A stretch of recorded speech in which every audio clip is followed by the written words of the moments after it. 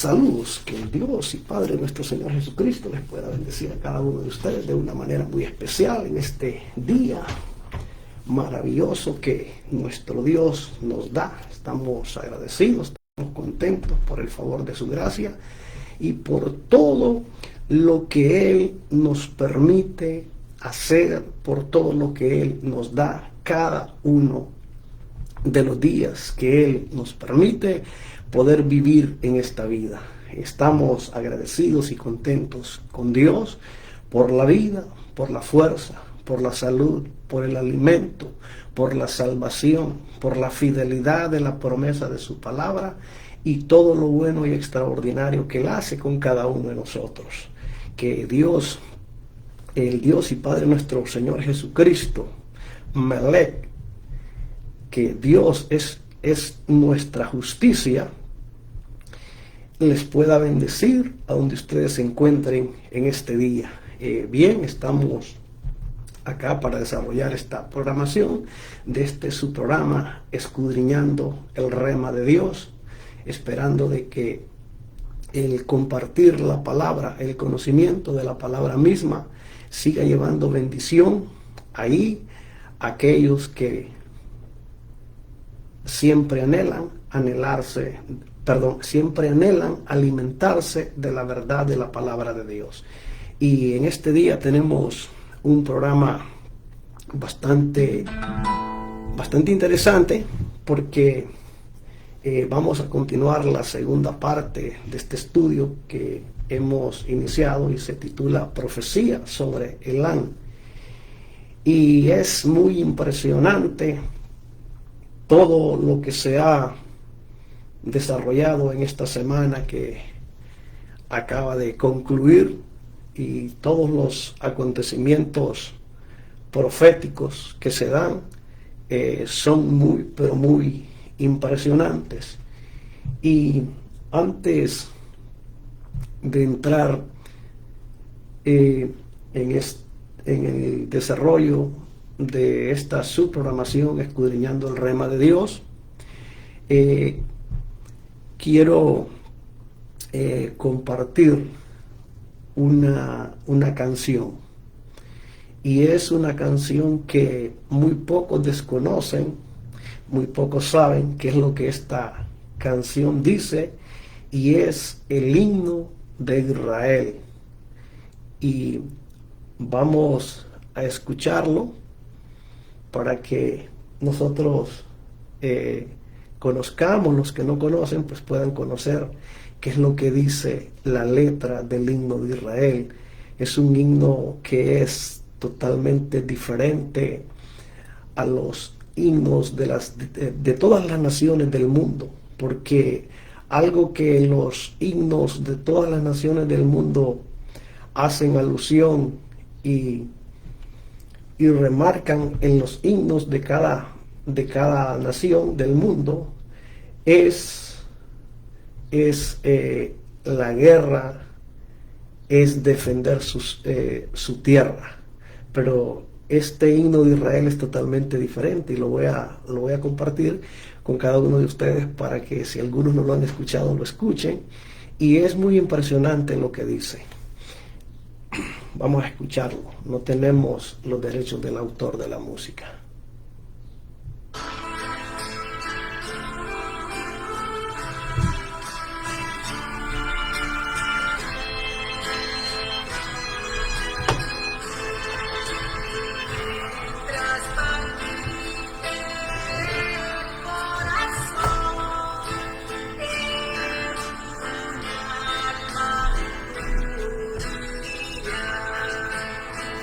Por al oriente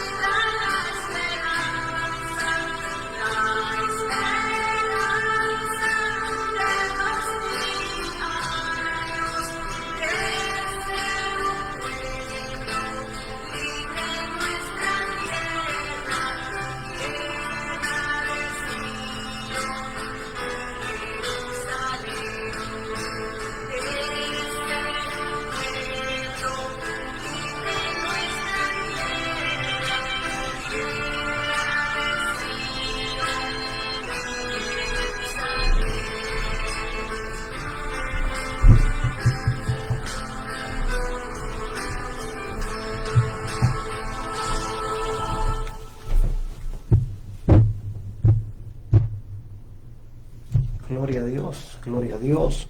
Bendito sea el nombre del Señor. Hemos escuchado la letra de este himno de Israel. Es impresionante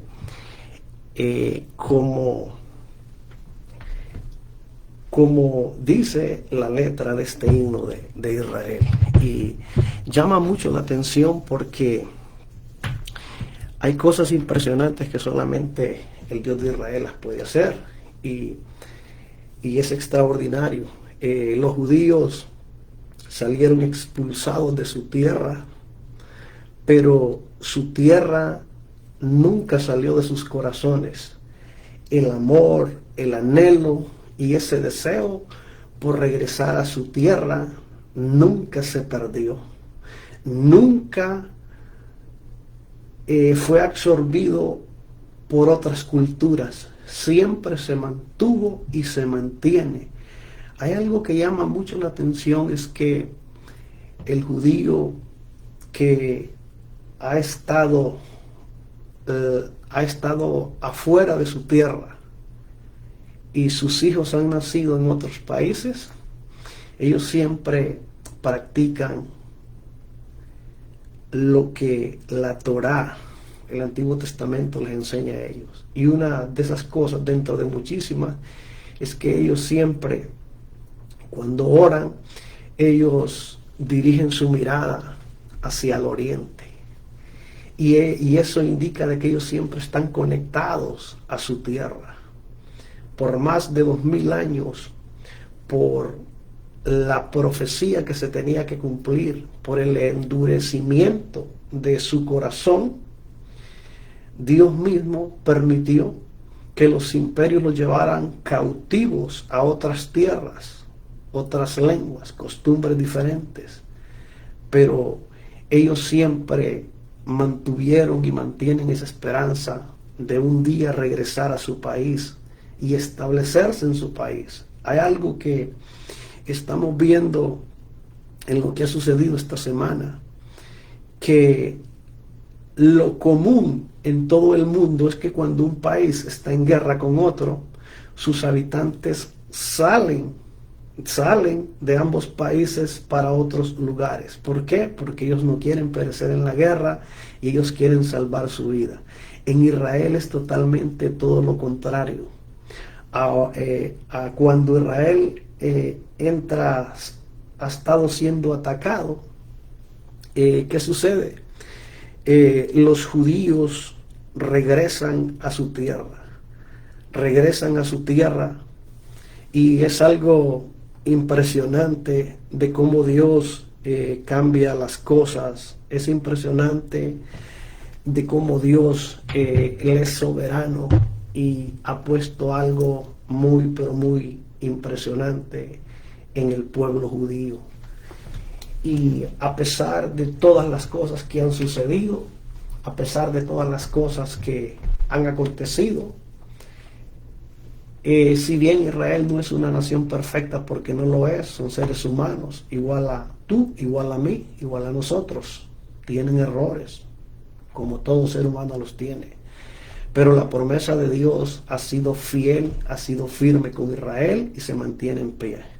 La promesa Dios no la ha cambiado. Dios no ha cambiado la promesa que dio a Israel, ni por la iglesia gentil cristiana, ni por ninguna otra cosa más. La promesa siempre sigue estando ahí para Israel. La promesa no ha sido cambiada. La promesa sigue en pie firme, que Dios no se retracta ni se va a desdecir de lo que Él prometió. Podemos ver en el libro de Jeremías 33, versículo 19 en adelante. Usted puede leer ahí, y Dios afirma al profeta Jeremías de el compromiso, la promesa que Él ha dado a Israel, y hace énfasis en cosas impresionantes que han sido establecidas y que no pueden cambiar el curso. Y habla ahí que si Dios cambia la promesa para el pueblo judío, Dios cambiaría y no existiría la noche. La noche dejaría de ser noche, el día dejaría de ser día. Entonces, ¿qué indica? Que si la promesa de Dios cambia para con Israel cambiarían las leyes físicas de la naturaleza. Pero las leyes físicas de la naturaleza no cambian porque Dios es fiel a su promesa. Gloria a Dios. Y antes de entrar en el desarrollo de este estudio, quiero compartir con ustedes algo que es muy impresionante. Creo que a cada uno siempre Dios nos impacta cuando conocemos algo.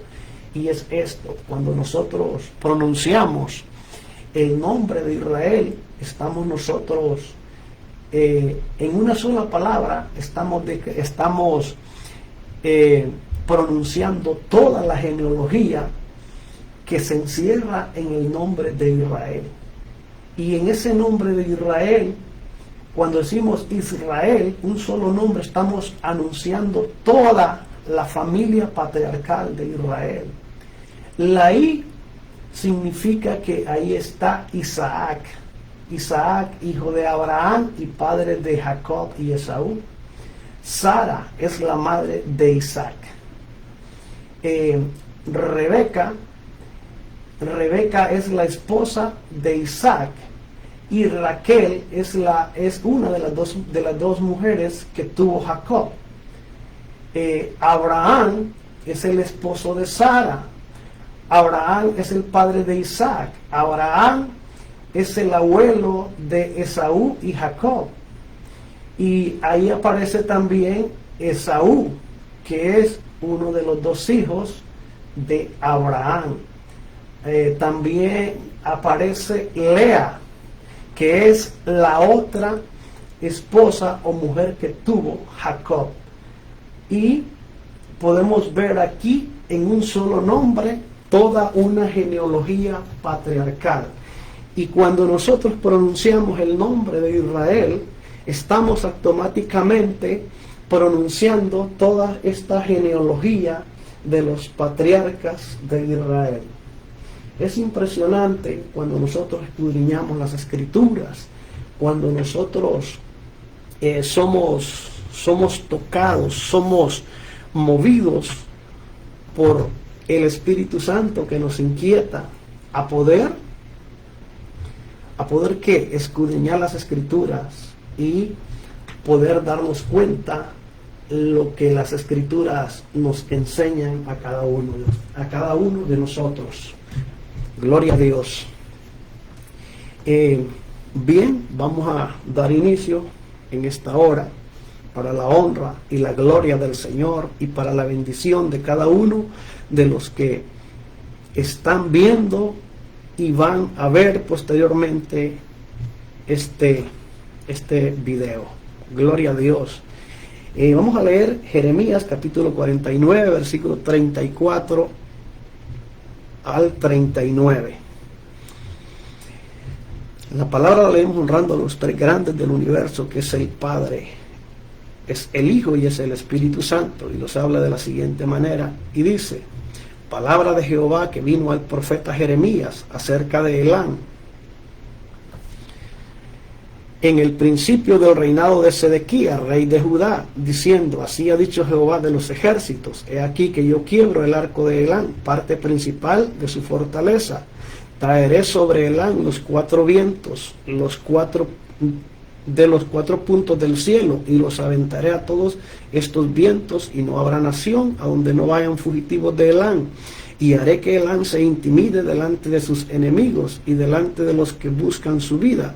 Y traeré sobre ellos mal y el ardor de mi ira, dice Jehová, y enviaré en pos de ellos espada hasta que los acabe.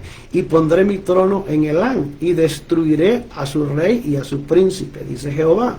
Pero acontecerá en los últimos días que haré volver a los cautivos de Elán, dice Jehová de los ejércitos, el Dios de Israel. Padre nuestro que estás en los cielos, santificado sea tu nombre. Vénganos en tu reino, que se haga tu voluntad en los cielos como en la tierra.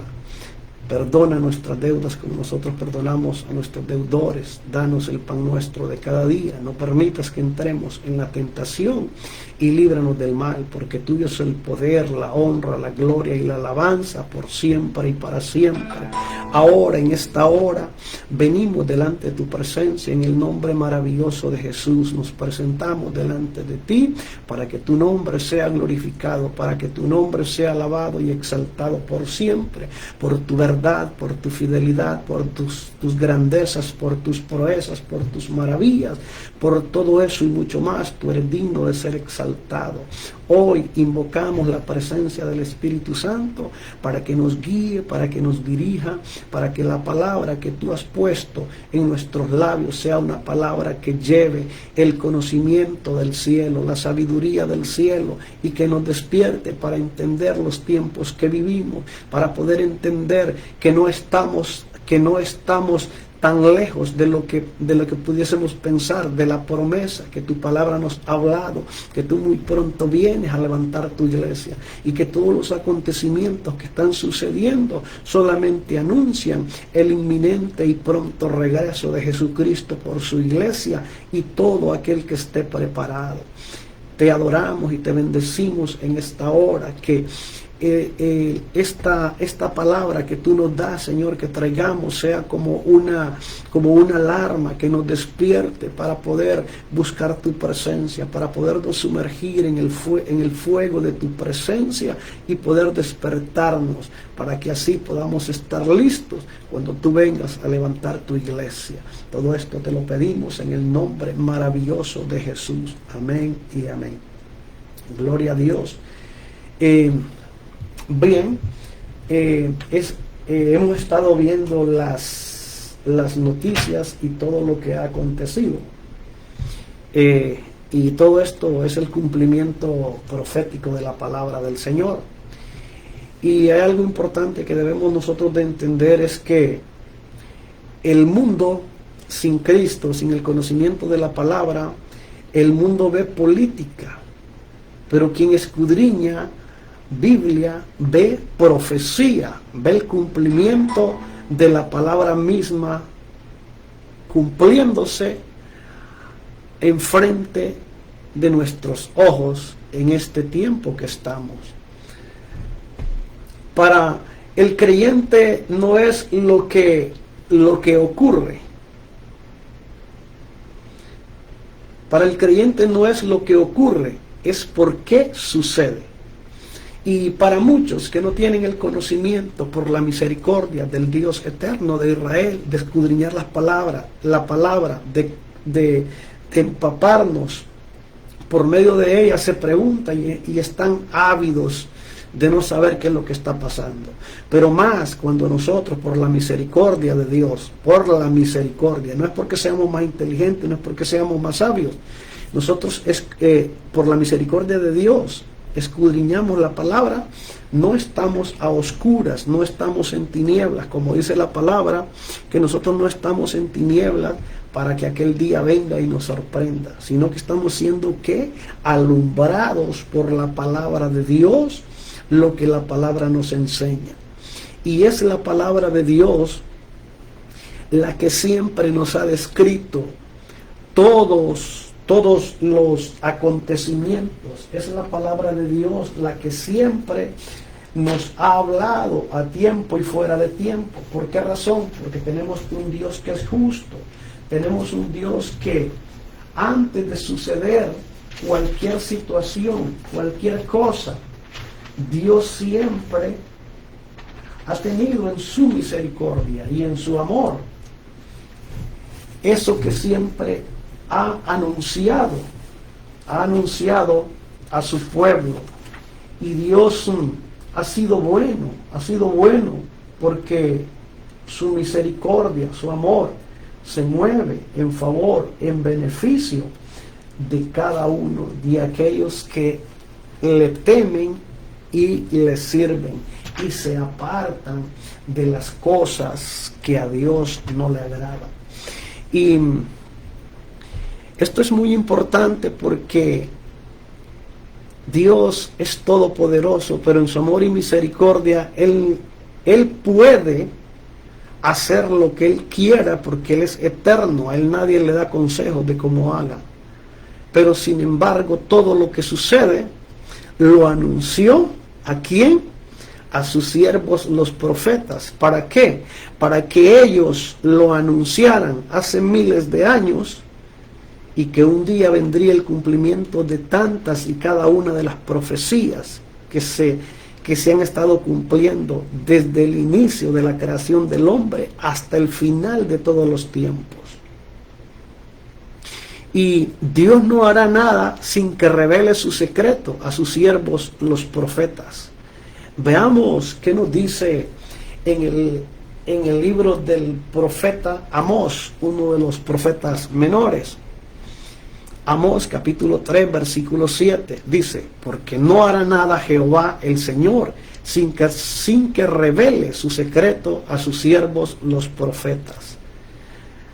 Ahí está hablando el profeta Amós y está declarando lo que Dios dice, que Él no hará nada sin que antes lo revele a sus siervos los profetas. Dios siempre tiene sus fuentes con las cuales habla al ser humano. Los que le conocen y atienden su voz, Dios habla por sus siervos para que lo que viene no lo sorprenda ni sea algo que nosotros digamos qué pasó, qué sucedió. No, Él siempre nos advierte. Y los que no creen en Él, que no le sirven, también tienen de una u otra forma un mensaje que llegará a ellos. ¿Por medio de quién? Por medio de los hombres, que la Biblia dice que si los hombres callan, dice que las piedras hablarán. ¿Y cuáles son esas piedras?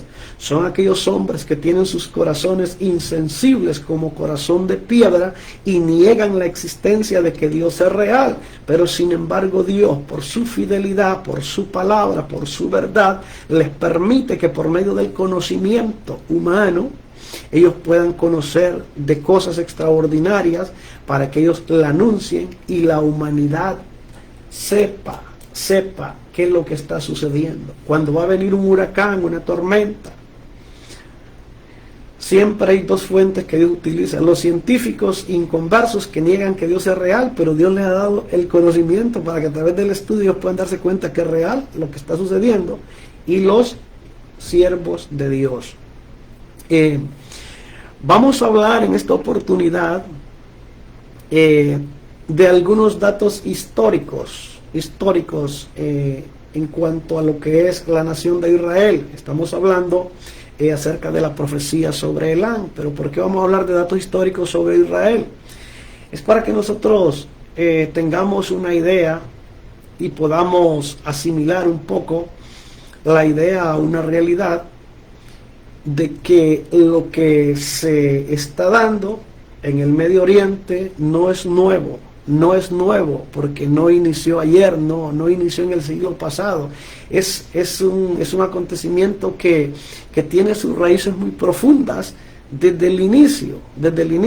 Y vamos a entrar en datos históricos que complementan lo que es la profecía de la palabra acerca de Israel. Y dentro de ese dato histórico, antes de entrar en lo que es la enseñanza de la palabra, pero todo esto es parte y complemento de la enseñanza que estamos compartiendo, ¿verdad? Israel ha tenido 4 o más guerras con sus vecinos árabes, y veremos en qué años y contra quiénes.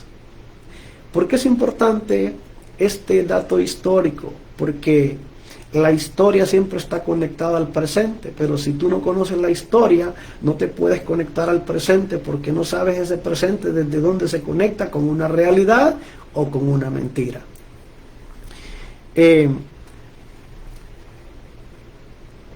Estas han sido guerras abiertas en frentes sin contar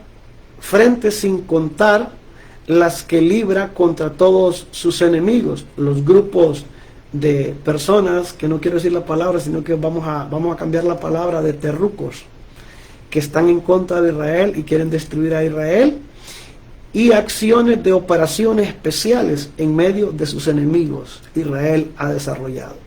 Entonces, dentro de estas 4 guerras que Israel ha desarrollado, dentro de muchas, ¿verdad? Porque a veces no tenemos toda la información completa. Eso es así. Veremos la primera guerra. La primera guerra se dio en 1948, después de pocas horas de su independencia, un 14 de mayo de 1948. Israel fue atacado por 4 naciones, que es Líbano, es Siria, es Irak, es Egipto. Estas 4 naciones son vecinas de Israel y las 4 naciones atacaron a Israel. Cuando Israel proclamó un día después o un día antes de proclamar, un día después de proclamar su independencia en 1948, una nación muy joven de haberse creado a los ojos literales del hombre, fue atacada por el Líbano, Siria, Irak y Egipto. ¿Y qué sucedió? Seguimos viendo milagros tras milagros, que Israel se defendió de sus enemigos y los venció en guerra a los 4. Aquí podemos ver la mano de Dios obrando. La mano de Dios siempre ha estado extendida sobre Israel. Y el que niegue que Dios es real tiene que negar que Israel existe. Porque Israel existe, no existe por fuerza alguna de brazo humano de hombre. Israel existe porque es la fidelidad de la promesa que Dios dio a Abraham, a Isaac, a Jacob y a todos los patriarcas de Israel. Y por esa promesa que Dios dio a ellos, Israel se mantiene en pie. Israel no ha sido destruido. No ha sido destruido porque verdaderamente el anhelo impulsado por el diablo usando los vecinos enemigos de Israel, ese ha sido su anhelo, destruirlo y que se borre y que no exista más el nombre de Israel. Pero Israel existe y seguirá existiendo por siempre hasta el final de los días, porque la mano de Dios lo sustenta. Gloria a Dios. Veamos la Segunda Guerra en 1956. Esta guerra se dio, Israel tuvo que entrar en guerra con Egipto, porque Egipto cerró el canal de Suez, lo nacionalizó y cerrando la navegación a Israel. Este es un canal marítimo en el cual Israel y Egipto ambos lo utilizan. Pero de un momento a otro a Egipto se le ocurre cerrar la navegación para Israel y nacionalizarlo, como quien dice es mío, y lo cual es un canal que es de ambos. Entonces por eso Israel no tiene salida marítima. Entonces Israel se va a la guerra con Egipto y se dio esa guerra. Esa guerra se dio en 1956. La tercera guerra que Israel ha tenido es la guerra de los 6 días. Israel fue atacado por Egipto, Jordania y Siria, por 3 países. 3 países geográficamente más grandes, numerosamente más grandes, estratégicamente, materialmente más preparados para la guerra. Pero ¿qué sucedió? Israel, en una guerra relámpago de 6 días, Israel no solamente se defiende, sino que Israel gana la batalla e Israel reconquista, vuelve a reconquistar lo que muchos años antes había sido conquistado por las naciones árabes, que es la ciudad vieja de Jerusalén. Entonces estuvo mucho tiempo la ciudad de Jerusalén en manos de los enemigos, pero en esta guerra de los 6 días, sucedieron cosas extraordinarias, igual que en cada una de las guerras. Pero algo que llama mucho la atención es que otra vez, dentro de muchas, hay cosas que humanamente nunca las cosas han sido a favor de Israel. Todo el tiempo siempre ha estado en contra de Israel. De lógica humana, todo está en contra de Israel, pero es ahí cuando Dios obra y respalda a Israel. En esta guerra de los 6 días, una guerra relámpago, Israel no solamente se defiende de Egipto, Jordania y Siria, sino que Israel les gana la batalla y reconquista la ciudad que hacía muchos años, no sé si años o siglos, había sido conquistada por los árabes. En esta guerra de los 6 días, Israel viene y reconquista Jerusalén. Y reconquista Jerusalén, y esto es impresionante. ¿Por qué?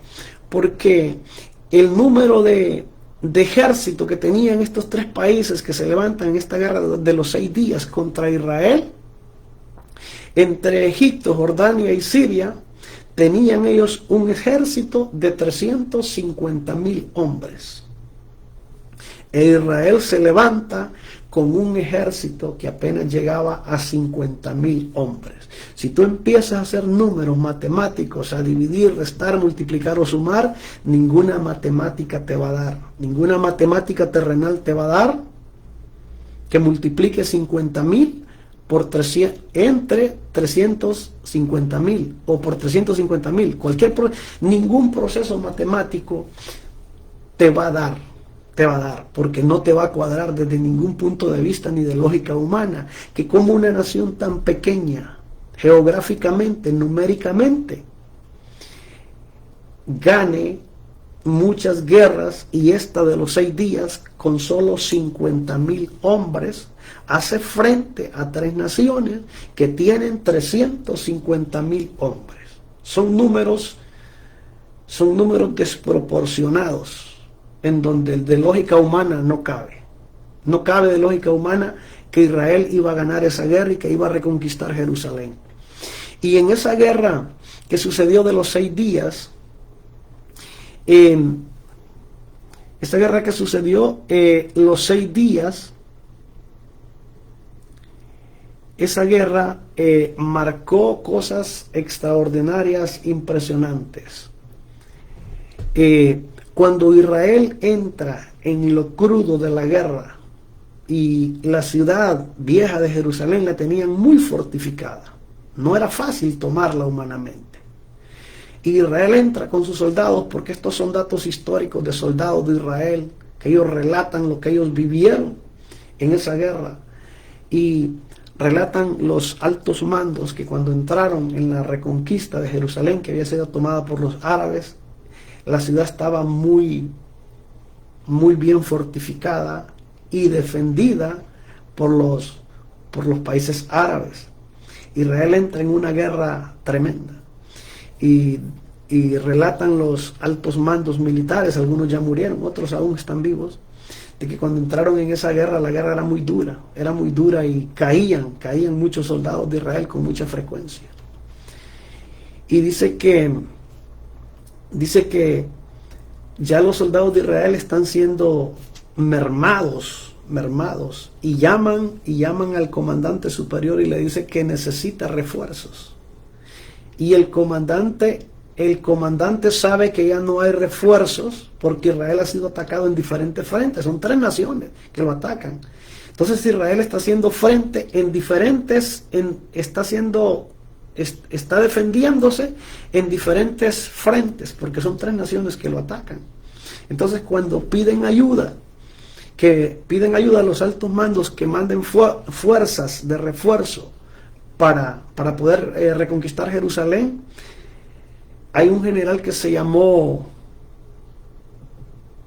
¿cómo se llamó? Se me escapa el nombre ahorita,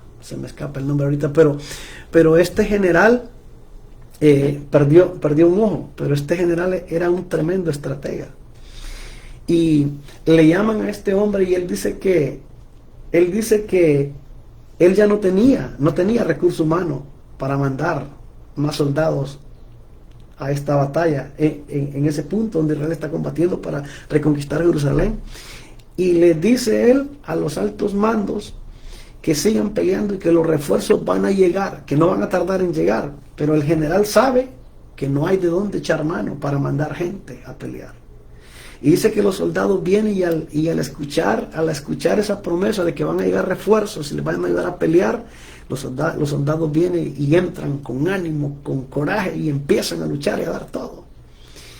Y relatan ellos que de repente dice que vieron ellos que en el lugar de la batalla, en el campo de batalla, dice que ellos empezaron a ver soldados de Israel. Sabían ellos que eran soldados de Israel porque andaban en el uniforme y lo que los distinguía que eran soldados de Israel. Pero lo que ellos empezaron a notar es que estos soldados se movían con una agilidad que no era normal de soldados terrenales. Y dice que ellos estaban viendo eso y dice que entraron en la guerra y de esa manera Israel pudo reconquistar Jerusalén. Pero lo que ellos se quedaron sorprendidos es que esos soldados que ellos vieron en esa guerra, que entraron, nunca antes ellos los conocían que hubiesen sido parte del ejército de Israel. Entonces, lo que ellos lograron entender es que fueron ángeles que Dios mandó y que se presentaron como hombres de carne y hueso en el lugar de la batalla para defender a Israel y para reconquistar Jerusalén. Y esto es impresionante toda esta historia de lo que ha sucedido en cada una de estas guerras. Y en esta guerra de los 6 días, la mano de Dios, como siempre, se movió a favor de Israel. Y es cuando Dios hace fuerte al débil y el fuerte humanamente cae derrotado por el Dios de Israel. ¿Qué nos dice la Escritura sobre esto? Esta es una profecía que Dios dio por medio del profeta Zacarías. Y esta profecía que Dios dio por medio del profeta Zacarías probablemente se escribió mucho tiempo después, porque lo que estamos hablando ahorita, estamos hablando históricamente de lo que han sido las guerras de Israel en los últimos 70 años de esta era que estamos, ¿verdad? Son datos históricos de los últimos 70 años de esta era que estamos. Pero hay otras guerras más que se dieron antes, en el inicio, que todavía Israel no existía a los ojos del mundo como nación, como hoy lo conocemos, ¿verdad? Entonces, Zacarías dice algo impresionante y llama mucho la atención, porque Zacarías escribió tal vez mucho tiempo después de lo que han sido las guerras anteriores, antes de los últimos 70 años de esta era que estamos. Y escucha lo que dice Zacarías, y llama mucho la atención. Dice Zacarías 12:2, déjame ver.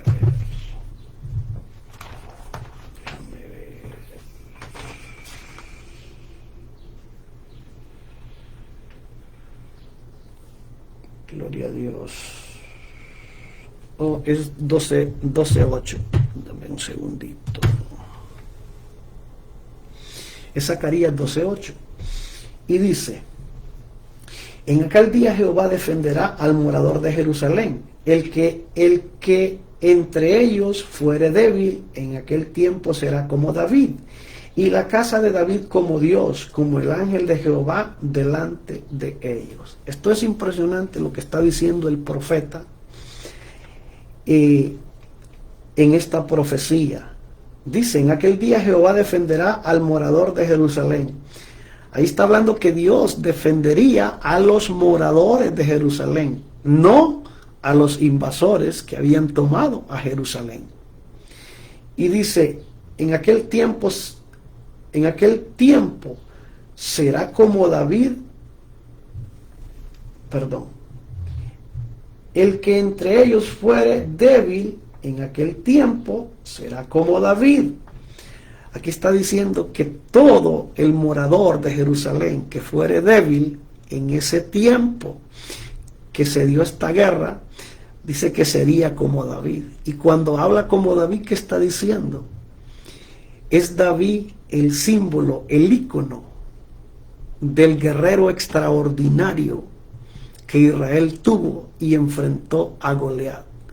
Es David el ícono de la fuerza. Es David el ícono de la verdad, de la fidelidad de la palabra de Dios. Y dice, y la casa de David como Dios, como el ángel de Jehová delante de ellos. Y la casa de David, la promesa para Israel, será como Dios mismo. La fuerza, la fortaleza con la cual se levanta Israel ante sus enemigos, ante las guerras que está librando. Esto es muy impresionante y nos vamos a dar cuenta dentro de este estudio que esta palabra, el profeta Zacarías la describe aquí, pero esta palabra sin lugar a duda tiene un cumplimiento mucho antes de que esta palabra se hubiese dado al profeta Zacarías. ¿Por qué? Porque hay muchos eventos en donde vamos a ver siempre que numéricamente los números no eran favorables a Israel. No eran favorables, pero vemos como la mano de Dios siempre ha estado a favor de Israel. Entonces, estas son las 4 guerras que Israel ha tenido en estos últimos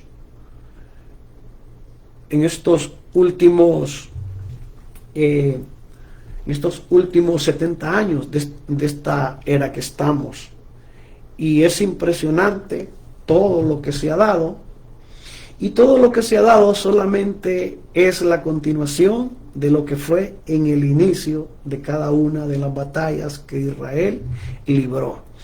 Vamos a ver como primer punto en este estudio, lo que acabamos de desarrollar es un complemento histórico de lo que es las guerras en los últimos 70 años.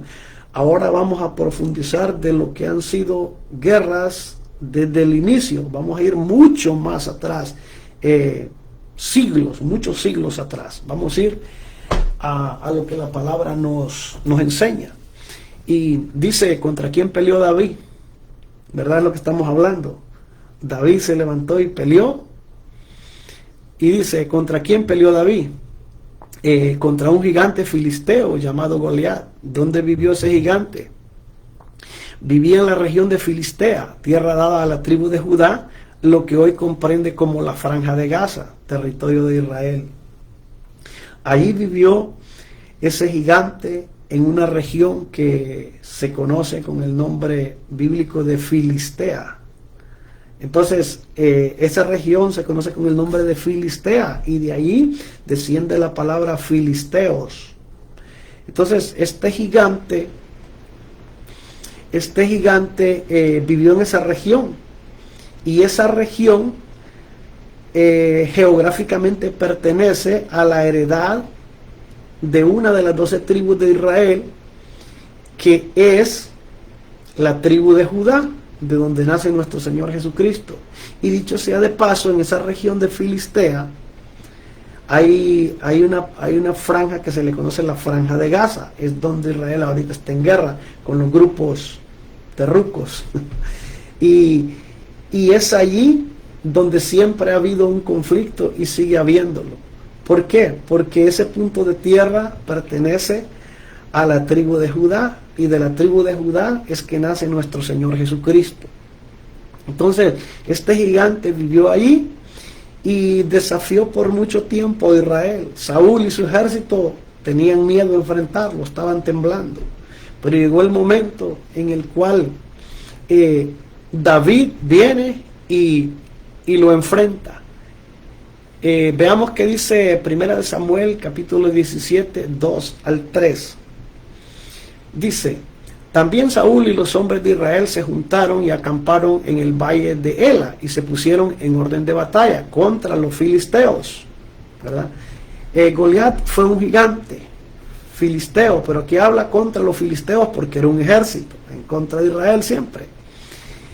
Y dice en el versículo 3, Samuel 17:3, y los filisteos estaban sobre un monte a un lado, e Israel estaba sobre otro monte a otro lado, y el valle entre ellos. Aquí hay algo muy importante que a mí me llamó la atención cuando estaba estudiando la palabra, que dice que los filisteos estaban sobre un monte a un lado, e Israel estaba sobre otro monte, y en medio de ellos estaba un valle que se llamaba Ela. Pero me llama la atención cuando dice que los filisteos están en un monte, Israel está en otro monte. Aquí está describiendo de una manera literal, pero el mensaje que la palabra nos está diciendo no solamente es literal, sino que va más allá, es espiritual. ¿Por qué? Porque el hablar de monte significa fortaleza, dominio, poder. Y los filisteos que están sobre ¿qué? Un monte, poder y fortaleza de las tinieblas, de la mentira y el engaño. Pero Saúl, el rey de Israel y su ejército están en otro monte. El monte del poder, la gloria, la honra del Dios Todopoderoso. Entonces, vemos aquí dos montes. Cada uno tiene un poder, tiene una fuerza, con la diferencia que el poder del monte que tienen estos filisteos es de Satanás y es limitado.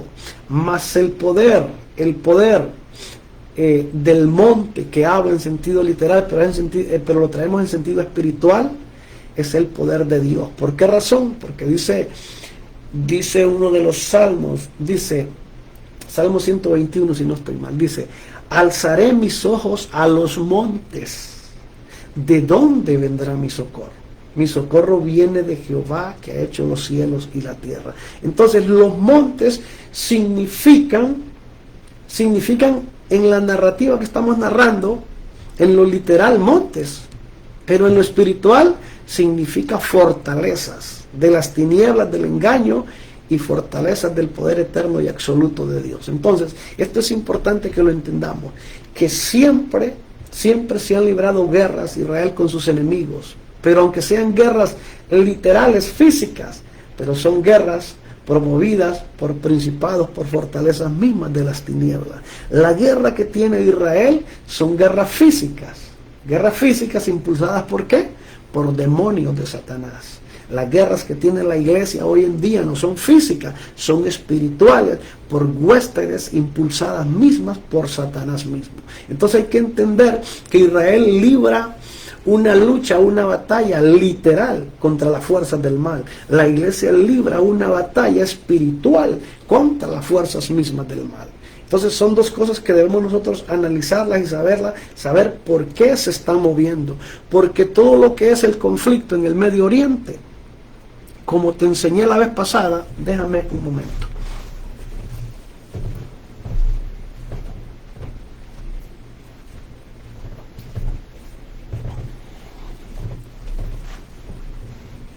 Como enseñamos la vez pasada, las guerras que se han librado en el Medio Oriente, se están librando y se seguirán librando, son guerras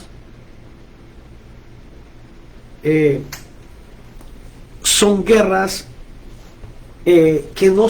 no se dan por tierra. Son guerras que se dan ¿por qué? Por religión. ¿Por qué razón? Porque las naciones musulmanas, ellos tienen un Dios al que ellos llaman Dios, pero no es el Dios de la Biblia. Las naciones musulmanas tienen ¿el qué? Tienen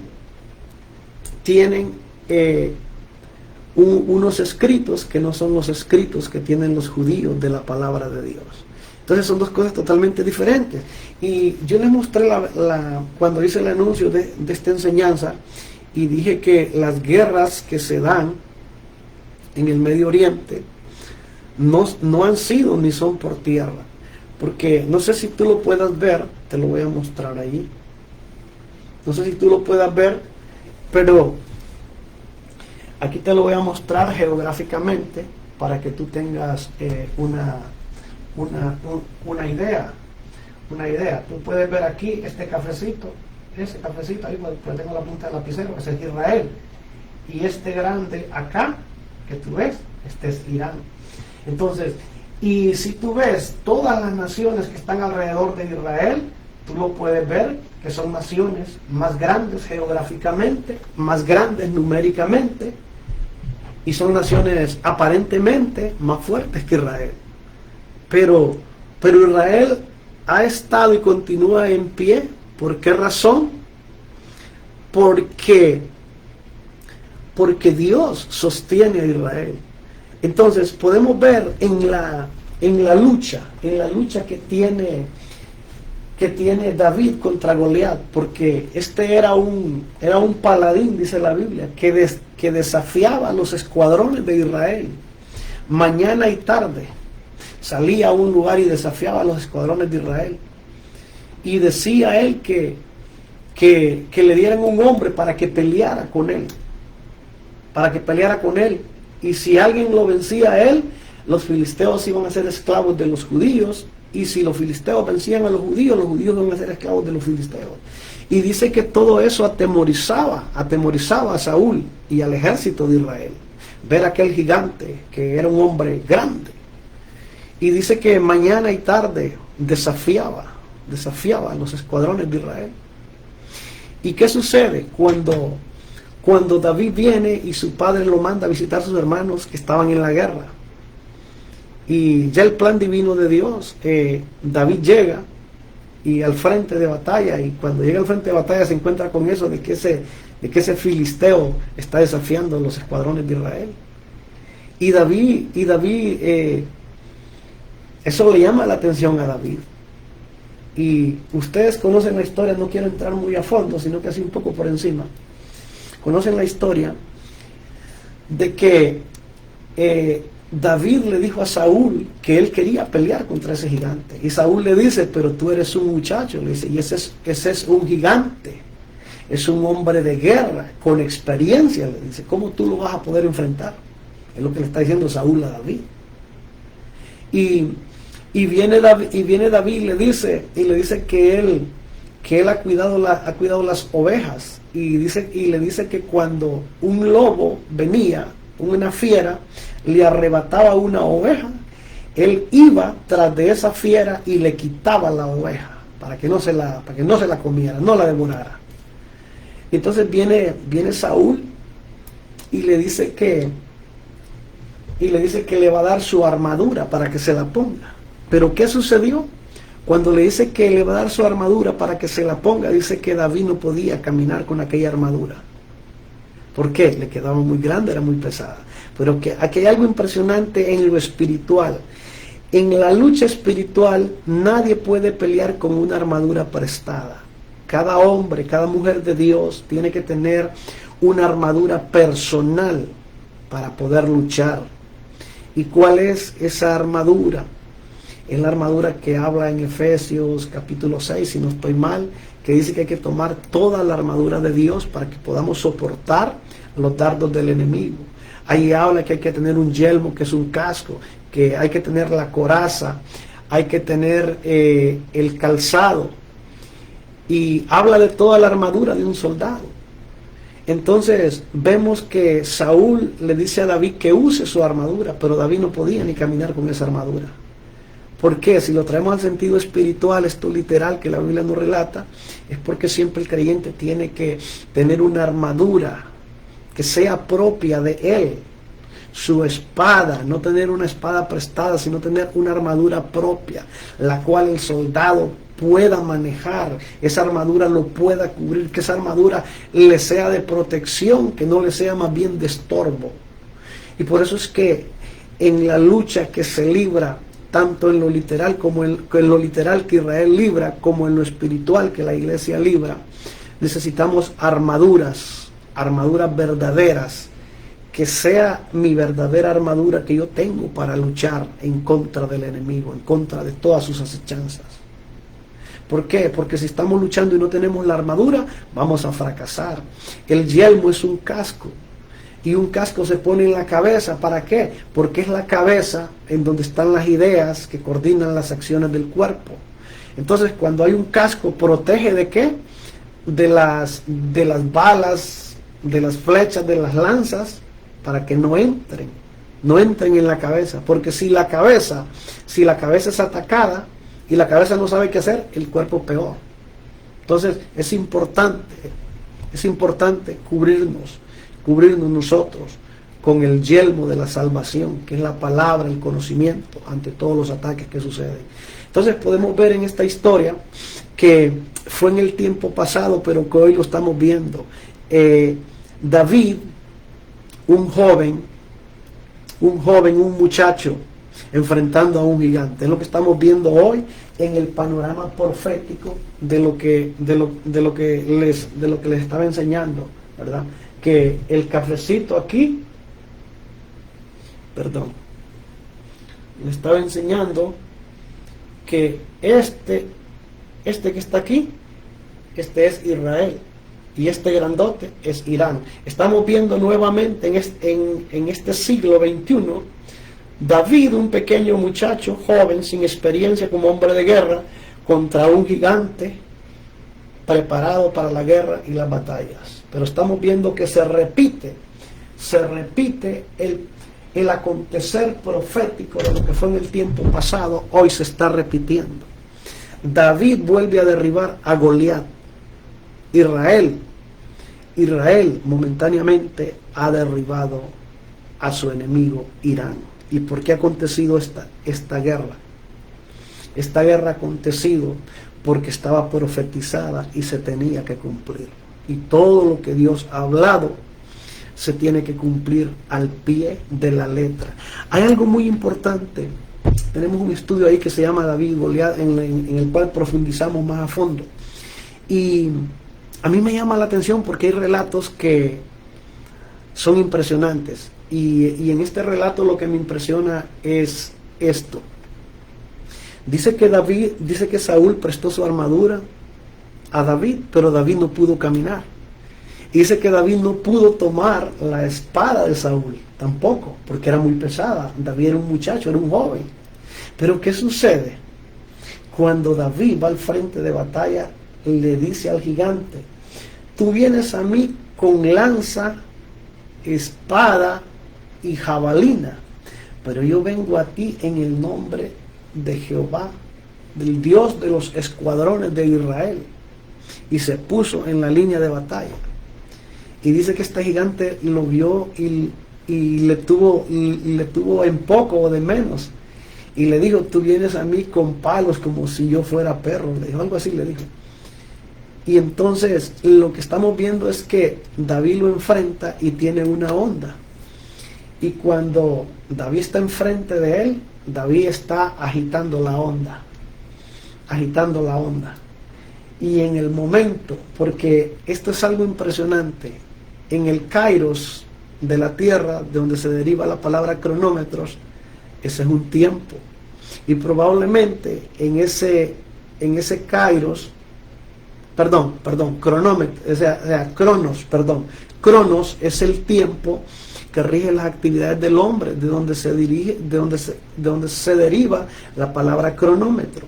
Entonces probablemente en el cronos de la tierra, David contaba 1, 2, 3, el tiempo de la tierra. Pero hay algo impresionante, que en el cielo no es el cronos, en el cielo es el kairos de Dios, es el tiempo perfecto.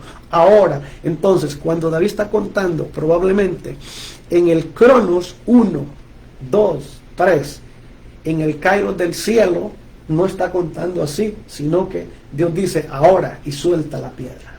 Y cuando suelta la piedra, esa piedra va con una dirección impresionante, que dice que la piedra se incrustó entre el casco y la parte de la frente del gigante. Y cuando la piedra se incrusta, el gigante cae desmayado. Y hay algo importante que me llama la atención en esto. Por lo general, cuando alguien recibe un golpe fuerte en la cabeza o en la frente, tiende a irse de espaldas. Eso es por lo general. Pero aquí en esto hay algo que llama mucho la atención, y es impresionante, que cuando David lanza la piedra con la onda, y pega en la frente del gigante, el gigante no se echa para atrás. El gigante cae al frente, y esto no es común, pero ¿sabes qué? Es probable que lo que Dios nos está enseñando y lo que Dios enseña en esto que sucedió, esta historia verdadera, real, que la Biblia da testimonio de ella, es que tú y yo tenemos que derribar gigantes. Y cuando tú y yo derribamos gigantes haciendo la voluntad de Dios y entramos en la batalla para derribar esos gigantes, que puede ser mi orgullo, puede ser que a veces soy mentiroso y cuantas cosas que a Dios no le gusta, son gigantes que tenemos que derribar. Pero cuando nosotros tomamos toda la armadura de Dios y derribamos esos gigantes, ¿sabes qué sucede? Algo impresionante.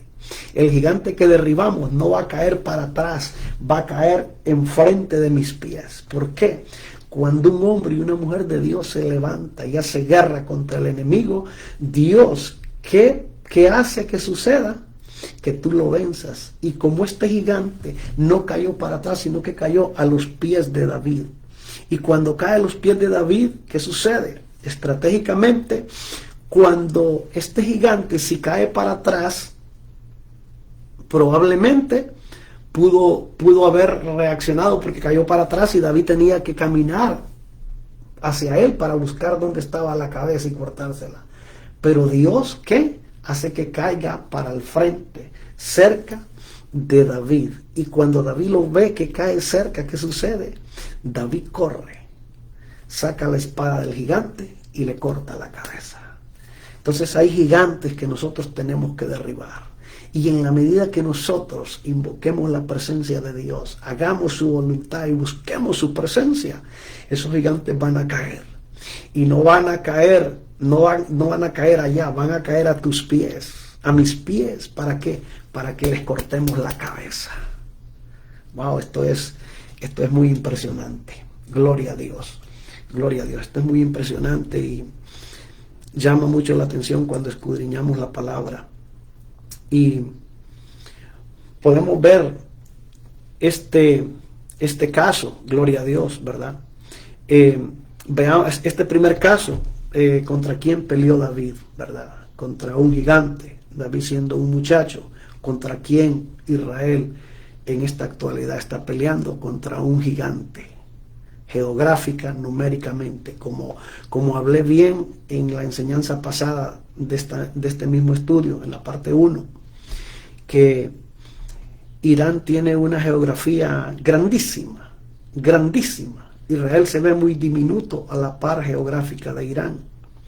Israel tiene número de sus habitantes, anda por 12 millones de habitantes. Solo la capital de Irán, que es Teherán, tenía o tiene 12 millones de habitantes. Irán tiene 85 o 90 millones de habitantes. Entonces, si te pones a hacer números, 85 o 90 millones contra 12 o 15 millones, suponer, los números no dan. Pero cuando los números no dan en la tierra, la matemática del cielo suma, resta, divide y multiplica. ¿Por qué? Porque ese es el Dios todopoderoso, el cual es el Dios de Israel, creador del cielo y de la tierra, al cual yo sirvo por su misericordia. No porque sea bueno, sino porque Él es bueno y su misericordia me ha alcanzado. Gloria a Dios. Bendecimos el nombre del Señor, porque Él es bueno y para siempre ha sido su misericordia. Vamos a ver este segundo caso.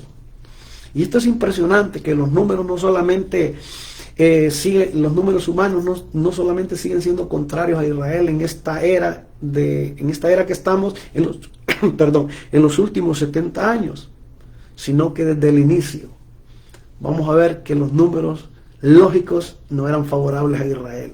Pero ahí es cuando el Dios de Israel obra no solamente en favor de Israel, sino en favor tuyo y en favor mío, cuando invocamos y clamamos su presencia, que Él nos auxilie, que Él nos defienda. ¿Con cuántos hombres Abraham enfrentó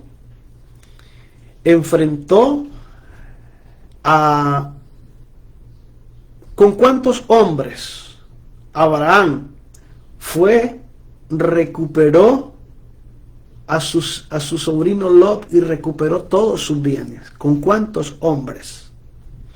Veamos qué nos dice Génesis 14:1. Y aquí nos vamos a dar cuenta en esto que hay algo que viene entrelazado, relacionado con lo que ha pasado, con lo que está pasando, y es que tiene una conexión bastante aleatoria y cerca. Veamos que dice Génesis 14:1. Dice: aconteció en los días de Amrafel.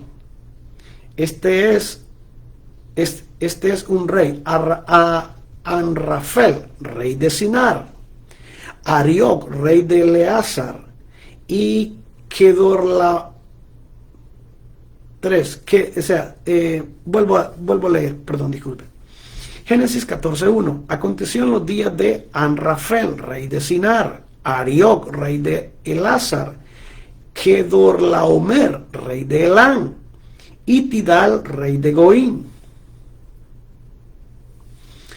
Dice: oyó Abraham que su pariente estaba prisionero y armó a sus criados, los nacidos en su casa, 318 hombres, y los guió hasta Dan, y cayó sobre ellos de noche, él y sus siervos, y les atacó, y les fue siguiendo hasta Joba, al norte de Damasco, y recobró todos los bienes, y también a Lot, su pariente, y sus bienes, y las mujeres, y demás gente.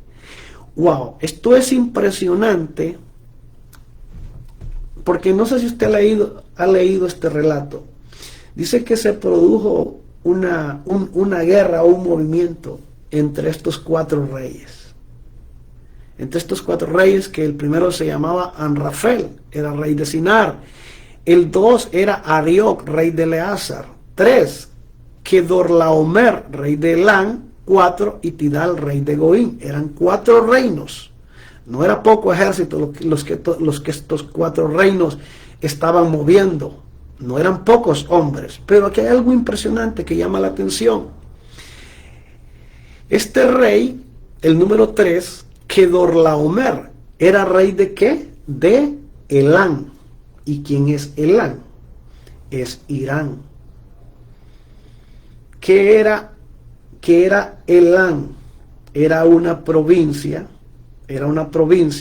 donde reinaba el rey Asuero, y la capital de Elán era Susa, donde Daniel recibe la revelación del Apocalipsis.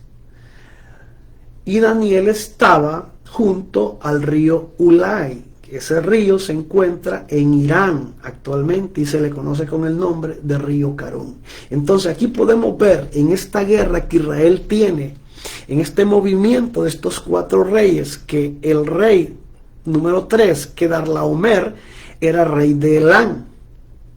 Entonces en este movimiento de estos 4 reyes, secuestran a Lot, sus bienes y todas las mujeres, y se los llevan. Pero Abraham viene y se va tras ellos y los ataca de noche.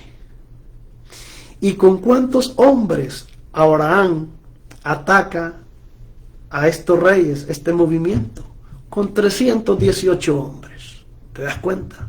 Entonces, hablar de 318 hombres, que un hombre se levante y se meta en este revolú de 4 reyes, no creas que era poco ejército. Pero aquí nos damos cuenta que es la mano de Dios obrando. La mano de Dios dando testimonio de lo que Zacarías dice, que el más débil sería como David. Y que los fuertes serían como la casa. No, que los más fuertes serían como Dios, la casa de David. Entonces aquí no hay duda que esta palabra misma, que lo que Dios hizo en las guerras que Israel ha tenido en estos últimos 70 años no es nuevo. Ya Dios lo ha hecho en el inicio. Y esto es impresionante, de estas cosas hoy en día muy poco conocemos en las iglesias. y que es impresionante que nosotros conozcamos. ¿Para qué? Para que nuestra fe sea aumentada, para que nuestra fe no sea por lo que vemos, sino porque Dios es real y Él hace milagros y maravillas. Y ese es el Dios al cual, por su misericordia, yo sirvo, el Dios de Israel. No hay ningún otro Dios que sea verdadero y que haga las proezas, milagros y maravillas como el Dios de Israel. No es el Dios católico. No, el Dios católico es otra cosa.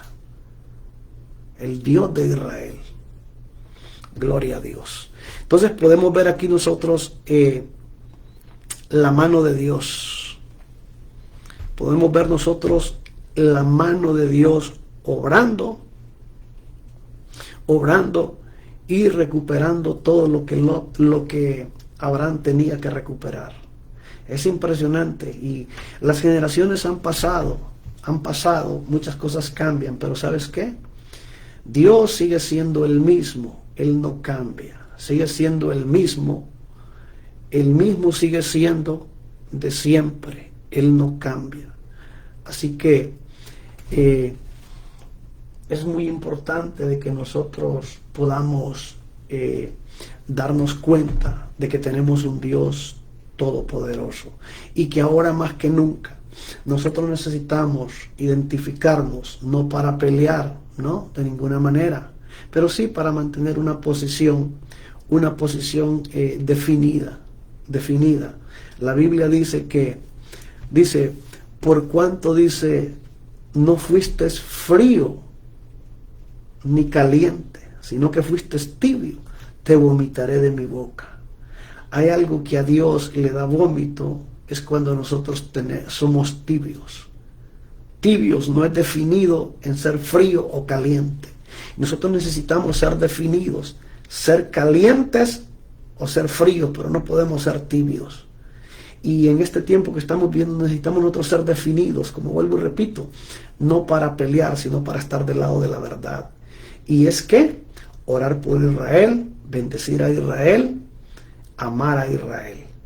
Eso es lo que Dios nos manda a nosotros.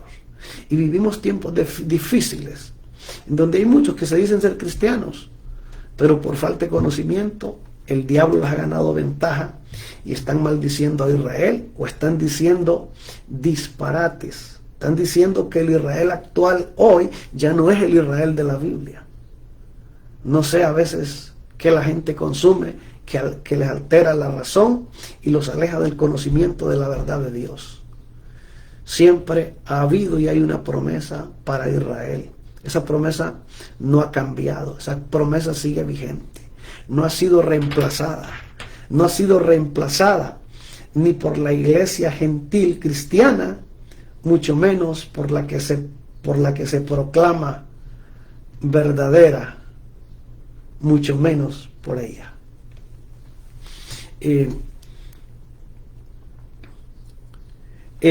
Todo lo que se ha vivido en el pasado se está viviendo en el presente. Veamos qué planeaba y deseaba hacer Amán, y dijo al rey Asuero, rey de la provincia de Elam, acerca de los judíos. Siempre se ha siempre se ha conspirado en contra del pueblo de Dios, en contra de los judíos. ¿Para qué? Para deshacerse de ellos y que no existan más. Hitler, ¿qué fue lo que se propuso? Eliminar a los judíos. Y Hitler mató casi 6 millones de judíos, pero no los eliminó. ¿Por qué? Porque está la promesa. Cuando Dios le dice al profeta que vaya y profetice sobre los huesos secos, y le dice que él vio, el profeta dice que vio que esos huesos estaban secos, y secos en gran manera. ¿Y qué sucede? El Señor le dice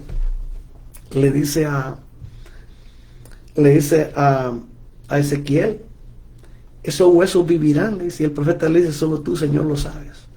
Y el profeta dice que fue llevado, y dice que fue y anduvo alrededor, en derredor.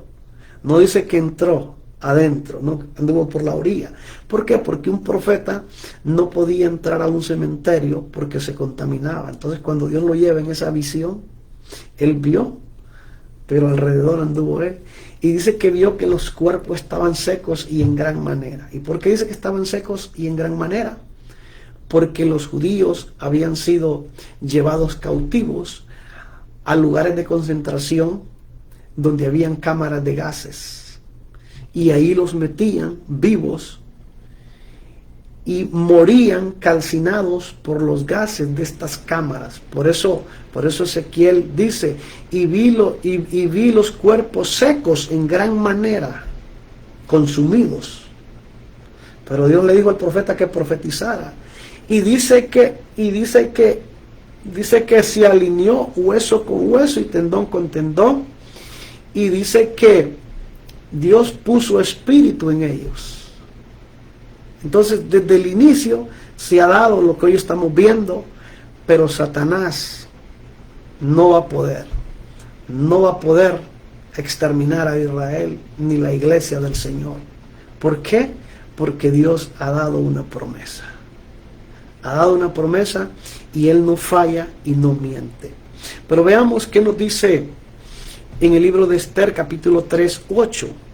Y dijo Amán al rey Asuero: hay un pueblo esparcido y distribuido entre los pueblos de todas las provincias de tu reino, y sus leyes son diferentes de las de todo pueblo, y no guardan las leyes del rey, y al rey nada le beneficia dejarlo vivir.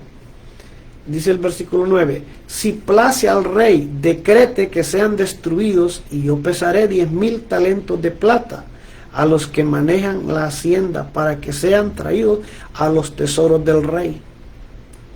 Amán, impulsado por el diablo mismo, pone precio a la destrucción de los judíos. ¿Por qué razón? Porque los judíos son y siguen siendo un pueblo diferente en prácticas y costumbres, diferente a todas las naciones del mundo. Ese es el problema. Ese es el problema. Que Israel ha sido, y seguirá siendo un pueblo diferente a todas las naciones del mundo. Y como ha sido un pueblo, bien, no perfecto, no vaya a malentender, no perfecto, pero diferente a todas las naciones del mundo, el mundo que quiere destruirlo. Y fíjate esto, pregúntale a alguien si conoce de Israel. Y si alguien te dice, no conozco, pero tú vas a ver que luego, aunque la gente no conozca qué es, expresan ¿qué? Su odio, su rechazo, su desprecio a Israel. ¿Por qué? Porque el diablo aborrece y desprecia, detesta todo lo que es de Dios y todo lo que huele a Dios. Porque el creyente en Jesucristo es rechazado, es despreciado, es detestado. Es por lo mismo. Porque si en algo nos parecemos y olemos a Dios, el diablo nos va a rechazar, nos va a detestar, nos va a discriminar. Y eso es así. Eso es así. Bien, vamos a ver esta tercera parte, este tercer punto, en donde se dio otra guerra impresionante también, en la cual los números no concuerdan de lógica humana. Lo que sucedió, lo que la Biblia nos relata. Y en este punto número 3, ¿contra quiénes peleó Gedeón? Y con 300 hombres los venció. Oiga bien, 300 hombres contra quienes peleó Gedeón y los venció. Gedeón derrotó a los madianitas, amalecitas y hijos del oriente con 300 hombres. Veamos qué dice Jueces capítulo 7, versículo 6. Y fue el número de los que lamieron llevando el agua con la mano a su boca, 300 hombres, y todo el resto del pueblo se dobló sobre sus rodillas para beber las aguas. Esta historia usted la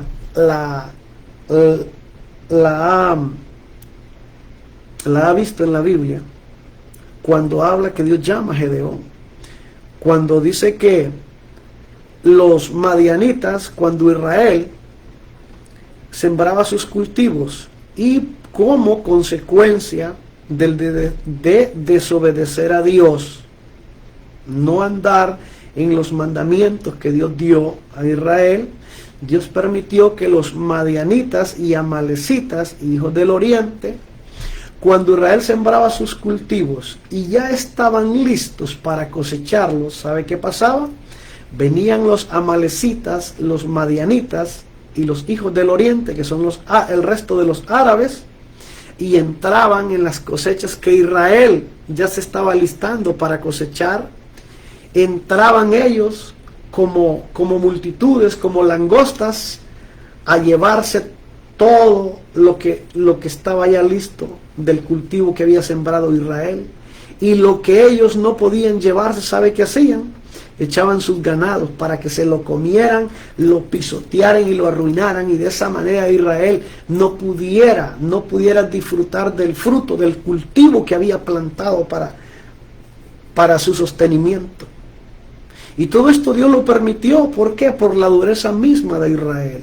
Pero en la dureza misma de Israel, Dios permite estas cosas, pero también Dios levanta hombres para demostrar su amor y su misericordia, su fidelidad en favor de Israel. ¿Y qué sucede?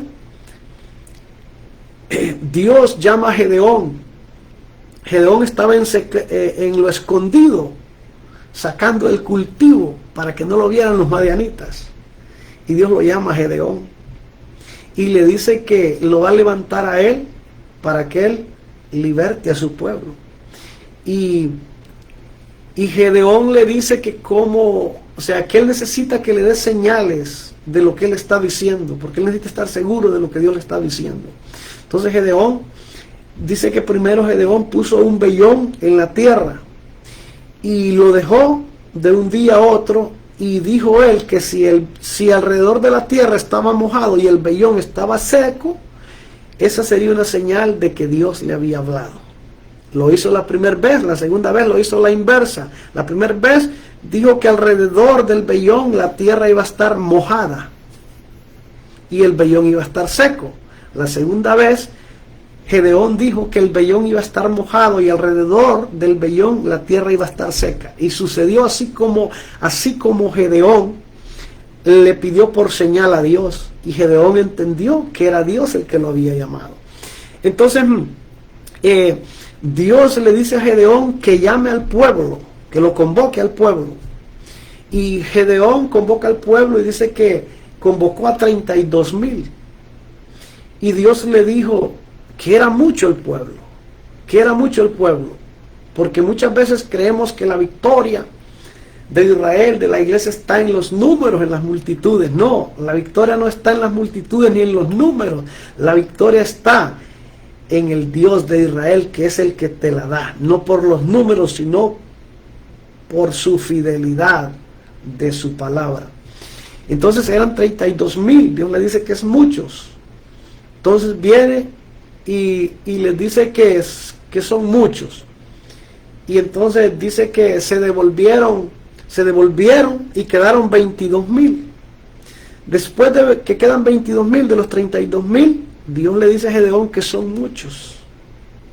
Y después le dice Dios a Gedeón que los lleve al río a tomar agua.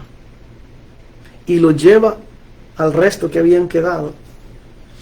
Y dice que la mayor parte, dice que se agachaban como el perro a lamer el agua. Y de esa gran multitud, si eran 10,000 los que habían sobrado, dice que de esa multitud que habían sobrado, solo 300 hombres no se agacharon a lamer el agua como perro, sino que agarraron agua y la llevaron a su boca, pero sin agacharse, sin doblegarse. ¿Por qué razón? Porque esto tiene un mensaje estratégico militar, hablándolo en términos militar y en lo espiritual también. En lo estratégico militar, cuando alguien viene y se pone sobre sus rodillas y sus manos a tomar agua del río y hace como el perro, esto es muy peligroso. ¿Por qué? Porque cuando tú te acercas al agua, descuidas todo tu cuerpo y tu visión te es reducida a solo ver a donde está el agua, no puedes ver a los extremos, adelante ni atrás. Entonces eso es una actitud que puede ser muy peligrosa para un guerrero, porque el enemigo llega y fácilmente lo agarra de la cabeza y lo sumerge en el agua y ahí mismo lo ahoga. Militarmente te estoy hablando, ¿verdad? Humanamente, ¿verdad? Entonces viene y dice que solo 300 hombres no lamieron el agua como el perro, sino que metieron la mano en el agua y llevaron el agua a su boca con la mano. Esos 300 fue los que Dios le dijo a Gedeón que seleccionara. ¿Para qué? Para que enfrentara a los amalecitas, a los madianitas, a los amalecitas y a los hijos del oriente. 300 hombres. Entonces, solo con 300 hombres Gedeón derrotó a los madianitas, amalecitas y los hijos del oriente. Estaban en el valle como oiga bien, dice que solo con 300 hombres Gedeón derrotó a los madianitas, amalecitas y los hijos del oriente. ¿Quiénes son? ¿Quiénes son los hijos del oriente? Todos los árabes que están en esa misma región del Medio Oriente. Y dice solo con 300 hombres Gedeón derrotó a los madianitas, amalecitas y los hijos del oriente. Estaban en el valle como langostas, multitudes, oiga bien cómo estaban estos tres grupos de los amalecitas, madianitas y los hijos del oriente. Como langostas, como multitudes estaban.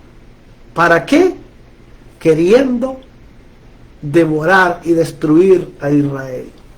Pero veamos qué nos dice Jueces 7:12. Y los madianitas, los amalecitas y los hijos del oriente estaban tendidos en el valle como langosta en multitud, y sus camellos eran innumerables como la arena que está en la ribera del río. ¿Se da cuenta cómo estaban estos tres grupos? Como langostas. Dice que eran incontables sus camellos, sus asnos, y dice que eran como la arena del mar. Siempre Israel, siempre la iglesia, libramos batallas contra huéspedes, contra principados, contra potestades, que son numerosas, pero Dios es más fuerte, Dios es más poderoso, y Dios, así como da la victoria a Israel, da la victoria a la iglesia, en el nombre de Jesús.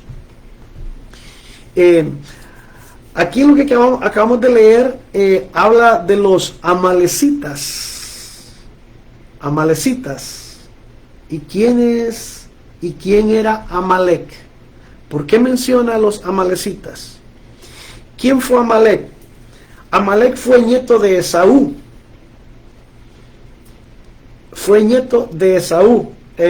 Amalek era hijo de Elifaz. Veamos que dice Génesis 36:12. Y Timna fue concubina de Elifaz, hijo de Esaú, y ella dio a luz a Amalek. Estos son los hijos de Ada y mujer de Esaú. Amalek fue un hijo de Elifaz, y Elifaz era un hijo de Esaú. Y oiga esto que interesante. Si usted ha oído hablar del Yemen, los yemenitas, pues de allí desciende de los yemeníes Elifaz, y de allí desciende este hijo de este nieto de Esaú. De ahí desciende este nieto de Esaú que se llamó Amalek. ¿Y quién es Amalek? Es un principado. Es un principado fuerte que se levantó en el inicio contra Abraham, contra Israel, cuando venían de Egipto y entraron a la tierra prometida. ¿Y qué pasó? Amalek dice que atacó a Abraham cuando venía de Egipto, en el desierto. Lo atacó por la retaguardia, por la parte de atrás. Dice que Amalek atacó a los más débiles, a los más indefensos. Y por eso Dios le dice a Abraham que él, Dios, tendrá guerra de generación en generación contra Amalek. Y le dice a Abraham que no se olvide de lo que le hizo Amalek en el desierto. Y cuando Abraham entra a esa tierra que se le conoce como Israel, la tierra prometida, Israel entra por la parte que es parte de la tierra que pertenece a la tribu de Judá. Entra ahí por esa tierra que se le conoce también con el nombre de Filistea. Y es ahí, en ese mismo punto, donde se encuentra lo que se llama la Franja de Gaza, donde ha sido invadido por árabes y desde ahí han estado atacando a Israel. Y sucedió algo en esa misma parte profética de esa tierra. El 9 de octubre del año pasado entraron unas milicias, no son ejércitos, son milicias patrocinadas por Irán, de un grupo que se llama Hamas. Entraron a Israel, hicieron cosas impresionantes, que eso es horroroso lo que hicieron. ¿Por qué?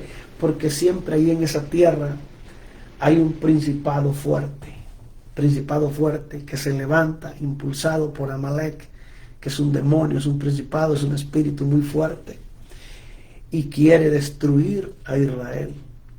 Y como Abraham fue atacado por Amalek, por la retaguardia, y dice la Biblia que atacó a los más indefensos, a los cansados, ese espíritu de Amalek se especializa en eso, en atacar a la gente desarmada, cuando la gente está descuidada, cansada o tal vez descuidada, que fue lo que pasó el 9 de octubre.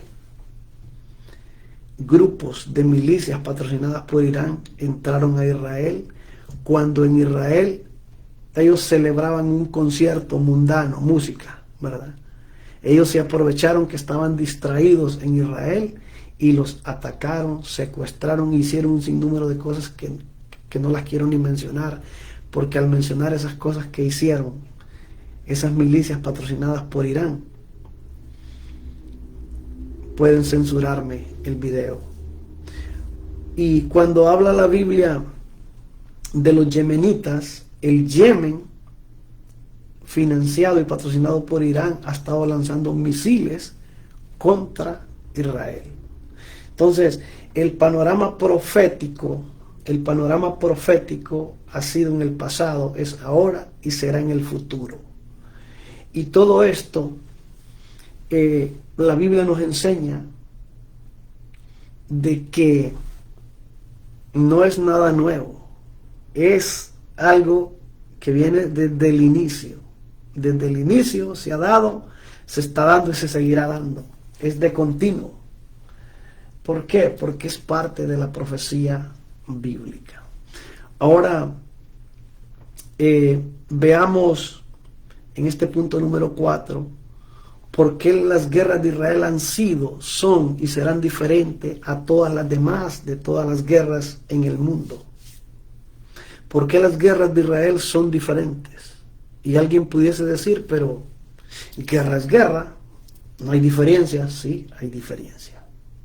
Hay diferencia, y esto es importante que nosotros lo demos cuenta y no caigamos en repetir lo que todo el mundo repite, envuelto por el engaño, la desinformación y la mentira que con sagacidad se introduce para engañar al que no conoce la verdad, la realidad de algo secular o de algo bíblico e histórico.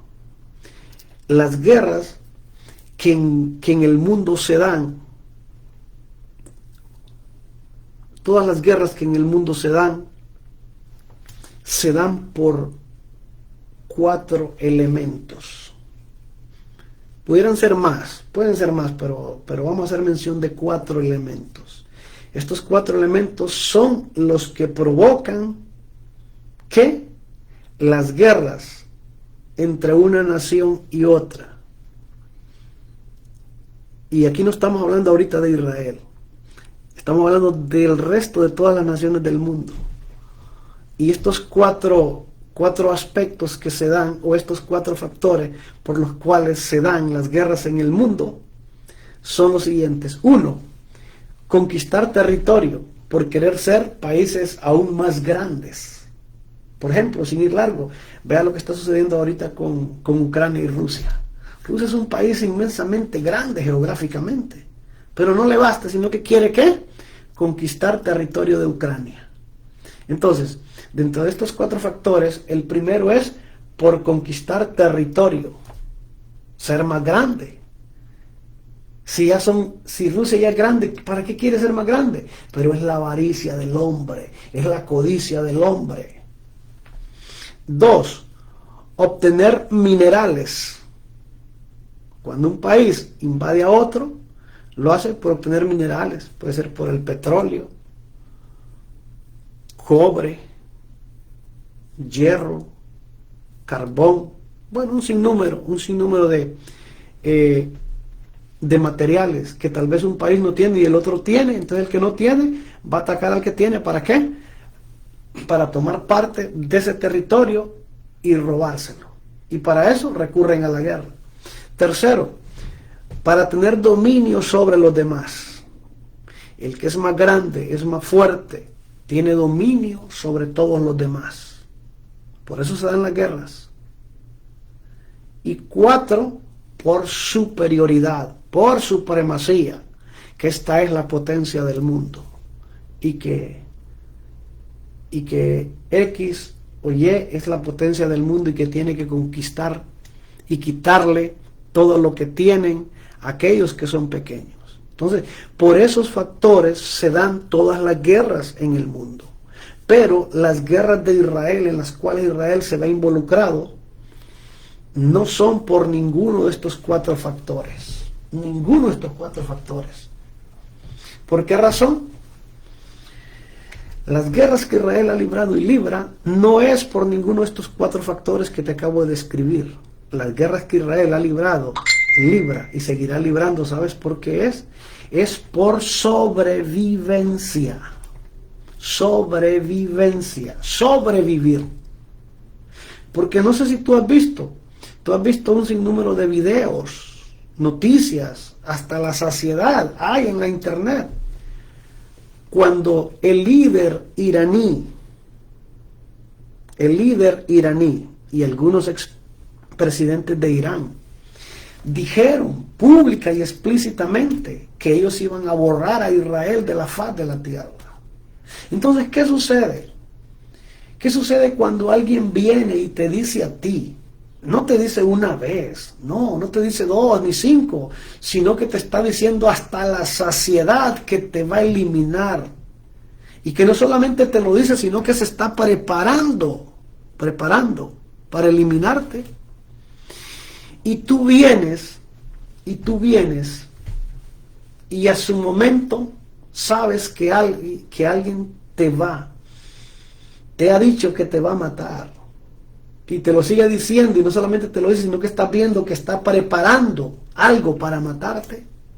¿Tú te vas a quedar de brazos cruzados? No, mi hermano, tú no te quedas de brazos cruzados. Tú vas a hacer algo. Es lo que Israel ha hecho.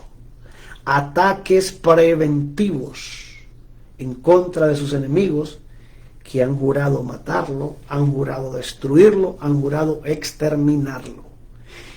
¿Por qué? Veamos lo que dice el Salmo 83. Dice que todas las naciones conspiran en contra de Israel para hacerlo ¿qué? Desaparecer y que no haya más memoria de él. Eso es lo que quieren hacer todas las naciones en el mundo. Hacerlo desaparecer a Israel y que no haya más memoria de él. Mira los imperios,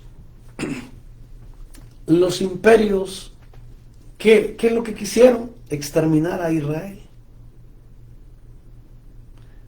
Los asirios, el imperio babilónico, el imperio romano, Hitler, han querido siempre exterminar a Israel, borrarlo y que no haya más memoria de él. Entonces, este es el plan más antiguo del diablo, de querer destruir a Israel y de querer destruir la iglesia del Señor. Este es uno de los planes más antiguos de Satanás, en querer destruir a Israel, en querer destruir la iglesia del Señor. Israel en ninguna de sus guerras ha sido su propósito, ninguno de los 4 anteriores.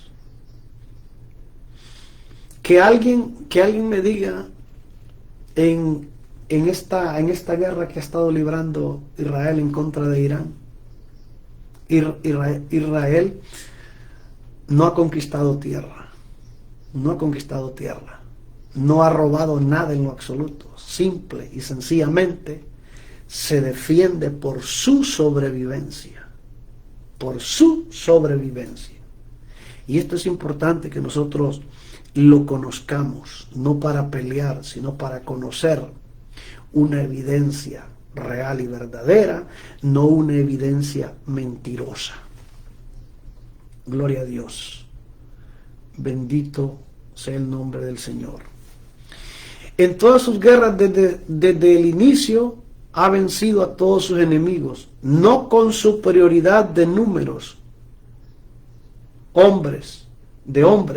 Dios le ha dado la victoria. ¿Por qué? Israel sabe cómo hacer la guerra con las estrategias del cielo, no de la tierra. Los ejércitos terrenales en el mundo hacen y desarrollan estrategias terrenales de hombres. Israel no libra sus guerras con estrategias terrenales de hombres, libra sus guerras con estrategias del cielo, con estrategias del Dios de los hombres. ¿Por qué? En este punto número 5, ¿quién revela los planes secretos de los enemigos de Israel y su iglesia gentil? ¿Qué nos dice Segunda de Reyes, capítulo 6? Vamos a ver, ya para ir concluyendo. Segunda de Reyes, capítulo 6, 8, 9 y 12. 6, 8, 9 y 12. Segunda de Reyes, 6, 8. Segunda de Reyes. Segunda de Reyes.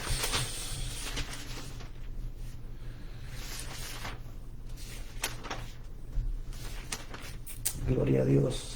Segunda de Reyes 6, 8 al 12. Vamos a leer.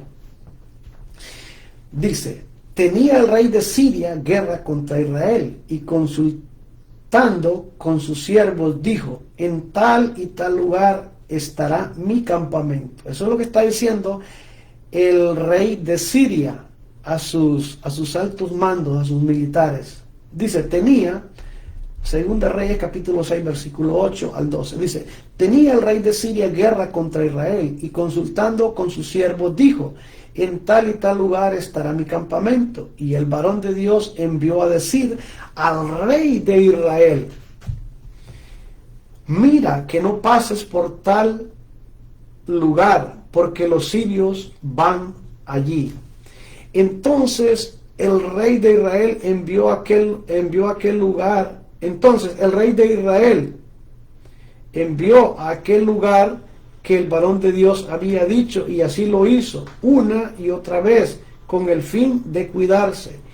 Y el corazón del rey de Siria se turbó por esto, y llamando a sus siervos les dijo: ¿no me declararéis vosotros quién de los nuestros es del rey de Israel? Él pensó que había un infiltrado que estaba revelando los planes secretos del rey de Siria en contra de Israel. Dice el 12: entonces uno de los siervos dijo: no, rey, señor mío, sino que el profeta Eliseo está en Israel, el cual declara al rey de Israel las palabras que tú hablas en tu cámara más secreta.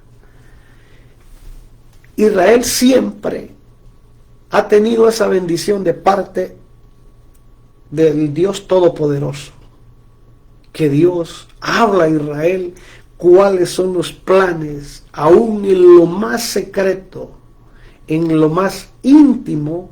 Dios revela a Israel cuáles son los planes de sus enemigos. Y por eso Israel tiene un sistema de inteligencia, de espionaje, que ningún otro país en el mundo lo tiene.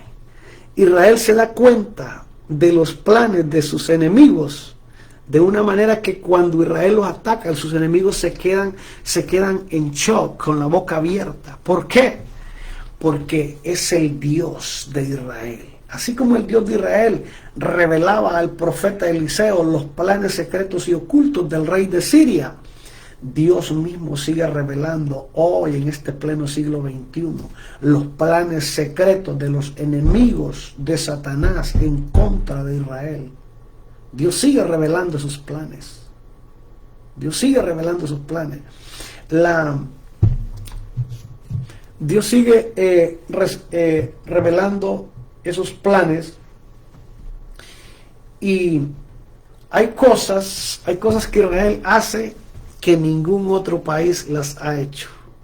Las hazañas que Israel ha hecho en las guerras y sigue haciendo son hazañas que marcan un antes y un después, como Jesucristo partió la historia en dos, en AC y después en DC. AC es antes de Cristo y DC después de Cristo. Así es, Israel marca un antes y un después en las estrategias militares de guerra, que el mundo tiene que cambiar sus estrategias de guerra porque Israel las cambia. En esta guerra que ha sucedido, esto sin duda alguna todo el mundo lo ha visto y cree que es una ficción, cree que es mentira, pero es una realidad de cómo Israel infiltró con sus grupos, sus agencias de inteligencia. Tiene muchas, pero una de las principales que tiene se llama el Mossad.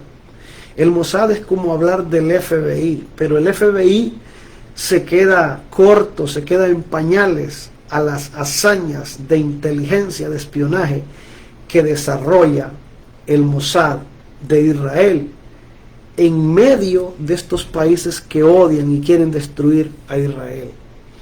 Es algo impresionante, de cómo Dios da la sabiduría, de cómo Dios da la inteligencia para poder entrar en guerra y cómo vencer a sus enemigos. Wow, esto es impresionante. Vamos a quedar pendientes para el próximo domingo con la segunda parte de este estudio.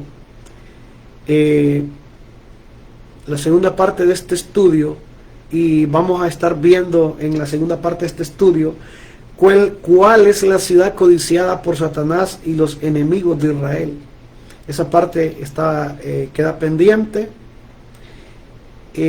También estaremos viendo ¿Cuál es la única ciudad que Dios pondrá como copa que hará temblar a todas las naciones, que hará temblar a todos los pueblos y naciones? Ese punto queda pendiente. También estaremos viendo cuál es la ciudad que Dios pondrá por piedra pesada, y todos los que se la carguen o la quieran tomar serán despedazados. Estaremos viendo esos puntos restantes de este estudio que estamos desarrollando. Ya hoy el tiempo nos ha avanzado y nos vamos a quedar ahí para que podamos continuar el próximo domingo con esta parte que todavía resta para concluir con este estudio. Así que vamos a orar, a dar gracias a Dios, porque Él ha sido y sigue siendo bueno con cada uno de nosotros. Damos gracias a Él porque Él es Él quien hace las cosas, y es Él el Dios Todopoderoso, y por su misericordia nosotros lo que hacemos es compartir la palabra, esperando que esta palabra lleve bendición al oyente, esperando que esta palabra nos despierte, que podamos entrar en un despertar de saber la realidad del tiempo que estamos viviendo. Los eventos escatológicos, proféticos que estamos viendo, no es simplemente obra de la casualidad, sino que es el plan y el propósito de Dios. Así que también le ruego sus oraciones para con Israel. Le ruego sus oraciones para con Israel, para que sea la mano de Dios siempre guardándolos, fortaleciéndolos y dándoles la victoria en todo tiempo, en todo lugar y en todo terreno, en contra de sus enemigos. Así que vamos a orar. Padre nuestro que estás en los cielos, santificado sea tu nombre, vénganos en tu reino, hágase tu voluntad en la tierra, en el cielo como en la tierra. Danos en la tierra como en el cielo. Perdona nuestras deudas como nosotros perdonamos a nuestros deudores. Danos el pan nuestro de cada día. No permitas que entremos en la tentación y líbranos del mal. Gracias te damos, soberano Dios, en el nombre de Jesucristo, en esta tarde, por esta oportunidad que nos permites poder, Señor, escudriñar tu palabra, poder compartir con cada uno, Señor, de los oyentes tu palabra, Señor. Que esta palabra, Señor, que tú nos das pueda ser como una advertencia para despertar y buscar tu presencia, para poder sumergirnos, Señor, delante de tu presencia y estar en el fuego fervoroso del Espíritu Santo y prepararnos cada día para ese evento que muy pronto se dará, ese evento que muy pronto sucederá. Te rogamos, te suplicamos que tú seas obrando y haciendo, Señor, como solamente tú sabes hacer. Que hoy en este día tú fortalezcas al debilitado, sanes al enfermo, levantes al caído, salves al que no te conoce, y que puedas, Señor, permitir que se reconcilie aquel que se ha apartado de servirte y hacer tu voluntad. Gracias te damos en esta maravillosa tarde por tu amor, por tu misericordia, por el beneplácito del favor de tu gracia moviéndose y obrando de una manera muy especial. Bendice, Señor, a esta nación. Bendice, Padre, el presidente de esta nación, sus autoridades, Señor. Bendícelas, guárdala, protégela, Señor. Guarda, eterno Dios, la nación de Israel. Cada momento, a cada instante en tus manos la ponemos. Te rogamos, te suplicamos en esta noche por la protección, por la cobertura de tu iglesia, Señor. Por los pastores, Señor. Por los apóstoles verdaderos que tú has levantado. Por los profetas, Señor, que siguen llevando tu palabra. Por los evangelistas, por los pastores y por los maestros. Que sea el favor de tu gracia, la cobertura divina del cielo, guardándolos y protegiéndolos siempre, en cada momento y en cada circunstancia. Todo esto te lo rogamos en el nombre maravilloso de Jesucristo. Así que, gloria al Señor, y así que nos miramos y nos escuchamos el próximo domingo, si el Señor no ha venido, con la ayuda del Señor. Así que saludos, bendiciones para todos.